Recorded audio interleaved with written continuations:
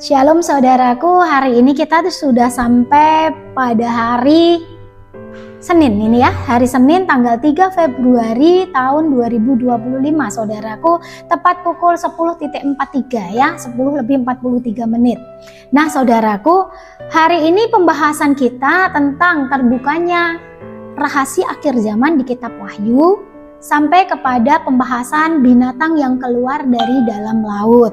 Nah saudaraku, ada seseorang saudara kita yang bernama akunnya ya, Bahari Sutanto. Terima kasih untuk pertanyaan Anda. Pertanyaan Anda ini luar biasa dan saya menemukannya dan saya merasakan bahwa pertanyaan ini benar-benar tulus ya. Ada beberapa pertanyaan juga, tetapi ada yang bagaimana ya, saya tidak mau menyampaikannya. Cuman saya memilih pertanyaan Anda karena pertanyaan Anda ini luar biasa. Oleh sebab itu saya minta tolong kepada semua yang mengikuti pembahasan terbukanya kitab Wahyu ini, terbukanya rahasia akhir zaman, Anda semua berkenan mengikuti tayangannya, pelajarannya dari pasal 1, pasal 2, berikut selanjutnya jangan loncat-loncat. Kalau Anda loncat-loncat jadi bingung ya. Nanti kalau Anda loncat-loncat kebingungan. Kalau Bapak ini bagus ya Pak, terima kasih ya. Kami akan jawab pertanyaan Anda ya, karena Anda pun menyampaikan pertanyaan dengan bagus, santun, bahasanya juga bagus begitu ya. Ini contoh dari anak Tuhan ya, anak Yeshua HaMashiach. Karena di dalam hatinya ada kerendahan hati. Kalaupun mau memberikan masukan dan memberikan pertanyaan, bahasanya pun bahasa yang sopan, yang santun ya. Dan itu luar biasa begitu ya. Nah saudaraku, pertanyaannya begini, saya bacakan ya. Karena saya dapat pelajaran dari gembala, orang pilihan masih ada di masa kesukaran seperti di Matius pasal 24 ayat 21 dan 22 mengatakan akan terjadi siksaan yang dahsyat. Sekiranya waktunya tidak dipersingkat, maka segala yang hidup tidak ada yang selamat. Artinya orang pilihan harus mengalami masa kesukaran besar, barulah dia mengalami rapture. Nah, kalau orang pilihan sudah rapture dahulu, untuk apa Tuhan Yeshua mempersingkat waktu? Kalau orang pilihan sudah di rapture, mohon penjelasan dari Ibu, Bapak Yahweh memberkati ya. Jadi sangat santun, terima kasih Bapak ya, terima kasih. Nah, saya akan mencoba menjawab. Dan saya minta tolong Roh Kudus Engkau pimpin. Jadi semua perkataanku, semua pemikiran yang Kau taruh di pikiranku benar-benar Engkau murnikan.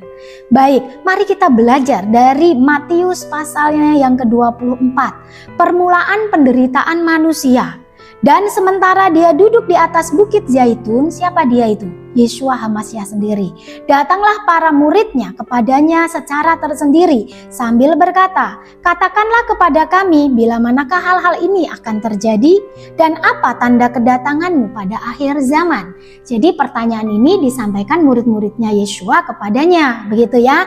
Maka Yeshua lah yang menjawab dan berkata kepada mereka, perhatikanlah jangan ada seorang pun yang menyesatkan kamu, sebab banyak orang akan datang atas namaku dengan mengatakan, akulah HaMashiach. Jadi ingat perkataan Yeshua HaMashiach di sini ya. Nabi palsu yang datang itu dia menyatakan dirinya, akulah HaMashiach. Begitu ya. Sedangkan saya tidak pernah menyatakannya sekalipun ya. Dan mereka akan menyesatkan banyak orang.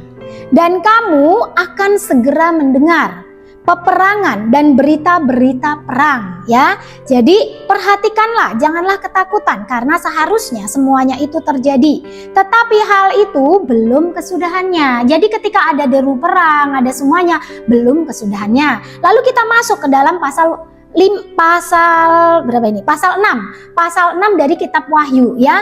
Jadi Bapak, saya sarankan Anda untuk melihat kembali tayangan yang berjudul pasal 6, gempa dahsyat, kebangkitan para martir dan rapture ya. Tolong Bapak simak di sana ya, dan teman-teman juga simak di sana. Karena ini pasal yang sangat seru ya, sangat seru sekali ya. Nah, di pasal 6, materi yang pertama itu kuda putih. Penunggangnya mengarahkan panah ke bumi. Artinya dimulailah segala kesukaran itu, dimulailah peperangan itu, ya. Itu maknanya dari kuda putih, anak panah dilepaskan. Jadi ketika orang berperang melepaskan anak panah, itu artinya dimulai. Maka dimulailah segala sesuatu, kesengsaraan dan segala macam awal mula dari penghujung akhir zaman yang diceritakan Yeshua HaMashiach di Matius pasal ke-24 ini. Ya, tetapi Yeshua HaMashiach katakan jangan takut, karena ketika meterai pertama ini dibuka, yaitu kuda putih, jaraknya kan masih panjang, ya kan peperangan sudah berkali-kali, betul kan? Nah, dari sejak Yeshua HaMashiach naik ke surga sudah terjadi beberapa kali peperangan besar, begitu ya. Cuman memang belum sampai seperti saat ini, begitu. Nah, janganlah ketakutan, karena seharusnya semuanya itu terjadi, tetapi itu belum kesudahannya. Ayat ke-7, karena bangsa akan bangkit melawan bangsa dan kerajaan melawan kerajaan. Itu sudah pernah terjadi dan akan terjadi lagi di penghujung akhir zaman ini. Dan kemarin sudah disingkapkan bahwa sudah dimulai, begitu ya, dari bendera-bendera yang saya ceritakan kepada Anda di pasal 11 dan 12 itu ya. Dan kerajaan melawan kerajaan, dan akan terjadi kelaparan, akan terjadi wabah penyakit. Pada materai kedua itu kuda merah. Kuda merah itu mengatakan bahwa, sebentar, kalau yang kuda merah ini tentang kejahatan ya, kejahatan yang semakin memuncak di bumi ini. Tetapi ayat yang di Matius ini, saya pikir tadi mau saya sandingkan begitu ya, tapi nanti ya. Oh, ternyata dibalik sama Tuhan Yeshua ya, yang di Matius ini ya.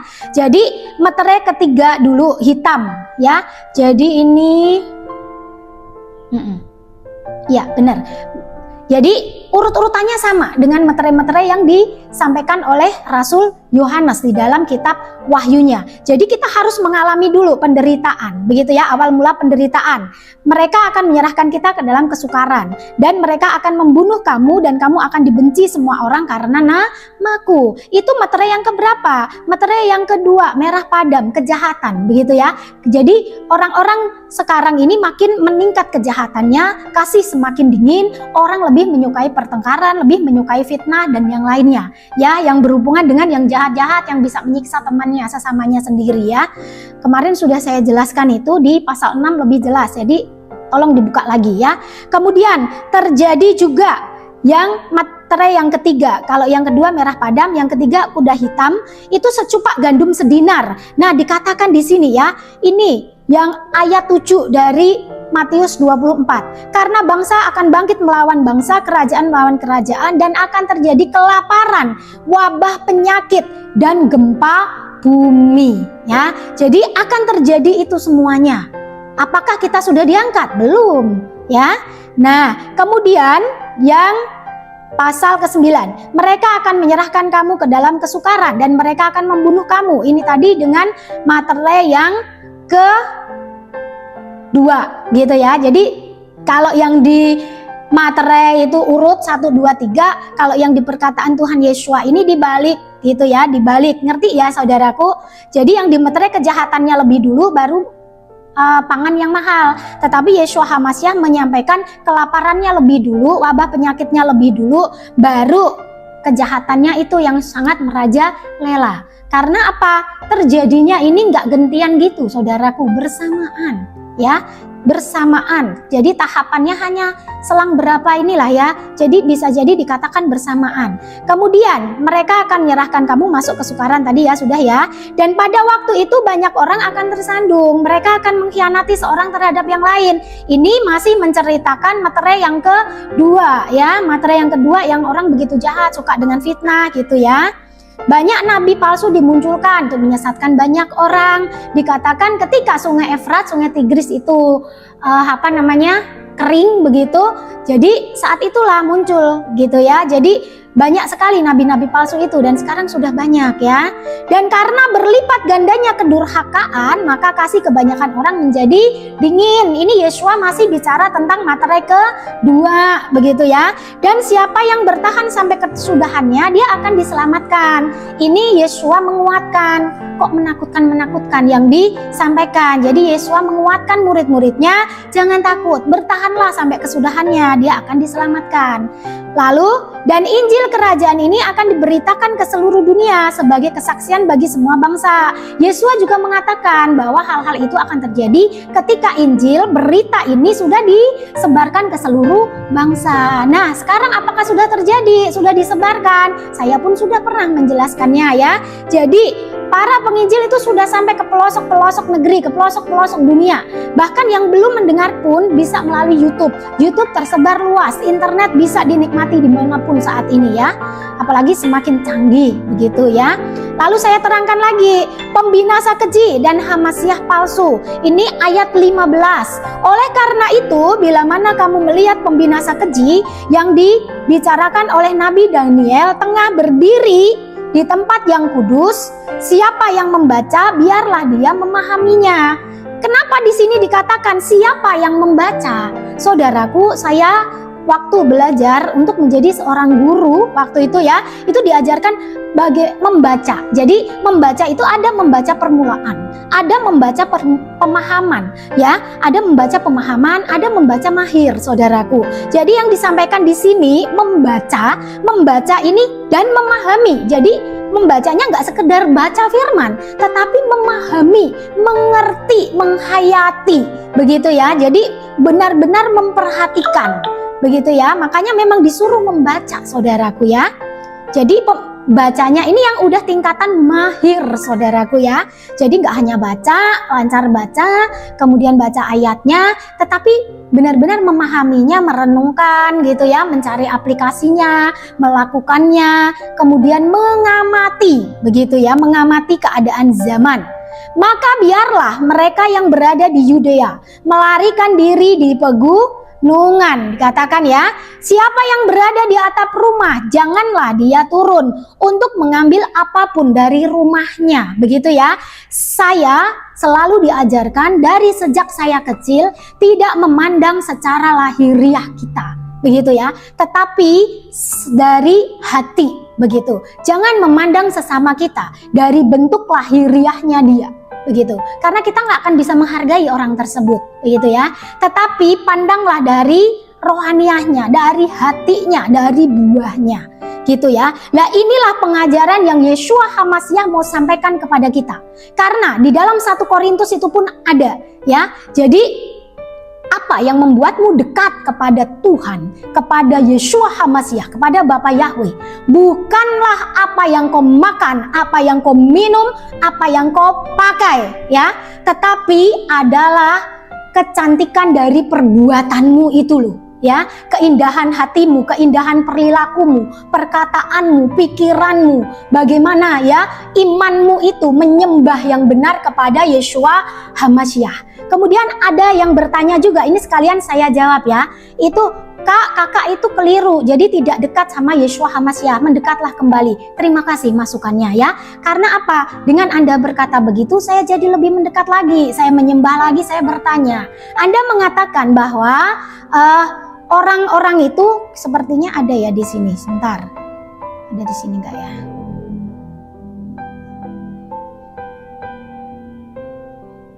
Oke.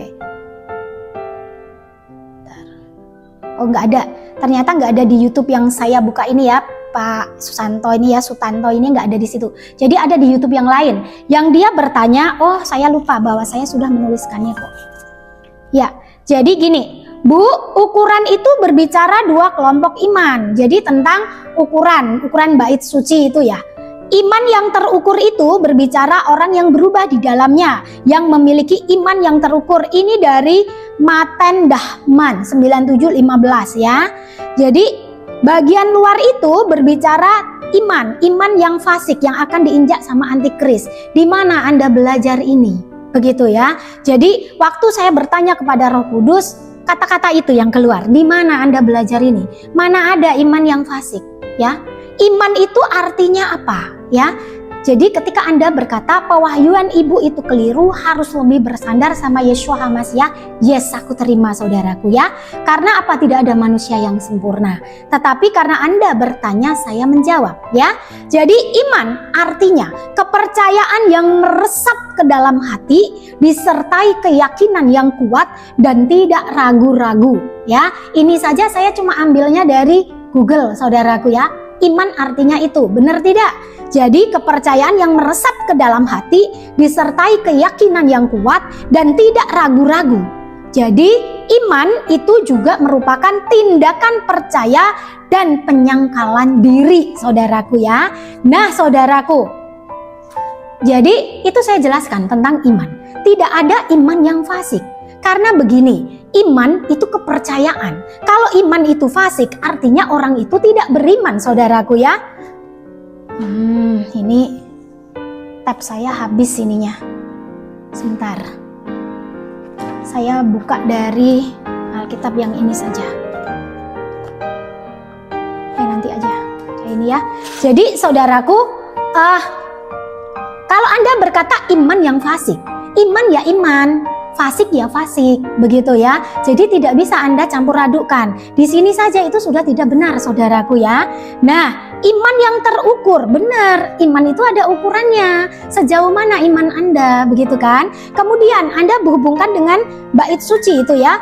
Jadi itu hubungannya dengan bait suci. Dan kalau kita lihat ya, yang di dalam kitab Wahyu itu, bait suci itu saudaraku, yang bagian depan itu ada yang namanya teras, begitu ya. Terasnya bait suci itu pelataran luar. Kemudian ada pelataran bagian dalam. Kemudian ada ruang kudus. Kemudian ada ruang maha kudus. Dan ada itu macam-macam, ada bagian luar tapi di dalam itu yang digunakan para rabi untuk mendidik murid-muridnya. Itu juga luar, tapi luarnya masih di dalam. Nah, ini yang dikatakan bahwa dia akan diinjak-injak, itu adalah luar tembok, saudaraku ya. Masih ada terasnya sedikit begitu, ada gambarnya ya. Kalau Anda buka itu ya, gambar dari bait suci. Nah, itu ada terasnya sedikit, ada halaman luar. Seperti rumah kita, kalau di dalam sudah dipagar itu kan di dalam kita ya. Kemudian depan kita itu kan ada jalan, ada halaman. Biasanya ada taman juga, pohon-pohon di sana kan. Nah, itu bagian luar. Makanya dikatakan di sini yang bagian luar itu memang akan terinjak-injak. Maka dikatakan, Yohanes, kamu nggak perlu repot-repot mengukur yang bagian luar, karena bagian luar itu nggak masuk. Itu untuk kalangan apa? Bukan iman yang fasik, bukan. Orang yang hanya kenal Yeshua, orang yang hanya dengar Yeshua, begitu ya. Mungkin dulu pernah setia tapi mundur seperti itu. Kemudian yang belum kuat, begitu ya, yang belum kuat dan belum terhitung karena dia hanya sekedar kenal, tidak mau melakukan, tidak mau mencari tahu Yeshua yang lebih lagi, ataupun dia sudah kenal, sudah tahu firman-Nya tapi dia tidak mau melakukannya, ya. Itulah yang akan nanti diserahkan kepada antikris, halaman yang diinjak-injak katanya. Jadi masuk ke dalam kesukaran yang besar itu, ya. Jadi dia tidak disembunyikan. Kenapa? Karena memang dia percayanya nggak sepenuhnya sama Yeshua HaMashiach. Jadi yang bagian luar itulah ya. Jadi nggak ada iman yang fasik saudaraku ya. Tolong itu ya dipelajari lagi dan istilah Anda dipelajari lagi begitu ya. Jadi iman ya iman, fasik ya fasik. Jangan kamu gabungkan begitu ya. Saya lanjut lagi untuk menjawab pertanyaan Bapak ini ya. Tadi kita sudah sampai ayat, tunggu karena tab saya habis tadi baterainya, jadi saya harus buka Alkitab lagi.